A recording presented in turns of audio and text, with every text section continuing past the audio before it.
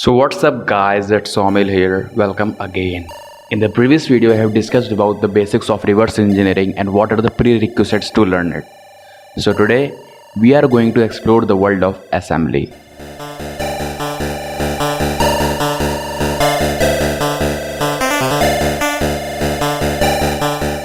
As we discussed in the previous video that assembly is the human readable form of machine code and it directly deals with the system's processor, and a processor understands only machine language instructions, that is 0 or 1. But assembly contains a set of instructions which is nothing just a sequence of bits and bytes. And if you are a student of computer science, then you probably know that only 0 or only 1 is known as a bit, a single bit, and a set of 8 bits is called a byte. Also, byte can be further subdivided into top 4 bits and low 4 bits, and this combination of 4 bits is known as nibbles. And with the help of these 4 bits, we can able to form numbers up to 15, that is 0 to 15, which is a total of 16 different numbers. And to represent this set of different numbers, we have a number system known as hexadecimal number system, where we have numbers from 0 to 9 and characters from A to F. That's why whenever try to see the memory location or address of any variable into memory, you have got the stuff like this.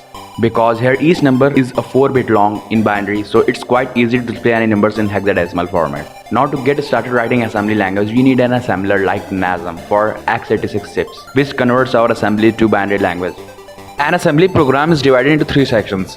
The text sections, which contains the actual logic of program and contains an entry point called start from where the code will start executing. The second one is BSS section, that is block start and symbol section, where all the variables of the program is declared. And the third one is data section, where all the constant things are declared whose values cannot change during the whole execution of program.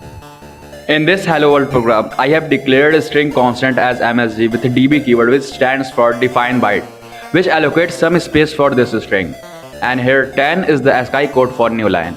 In text section, I mark start as a global because this adds start as an entry point in the compiled object code, and a linker can able to know that from where it should have to mark it as an entry point in the output executable. So whenever you run any executable, it always starts from this start. I think you have some queries like what is object code and what are linkers. So object code is nothing just a set of instruction code that is understood by the computer at the lowest hardware level. It is produced when an interpreter or compiler translates source code or any higher level computer language source instruction into an equivalent machine language instruction. And linkers are the programs which combines multiple libraries or object code files into a single executable, a library or any other object code file. Now for avoiding this video to become more longer and complicated, I can explain the internals of this start level and some more concept related to CPU architecture into next part. So thanks for watching this video. Don't forget to like, share and bombard that red button with your thumb, which costs nothing. Meet you soon in part 3. Until then, stay tuned.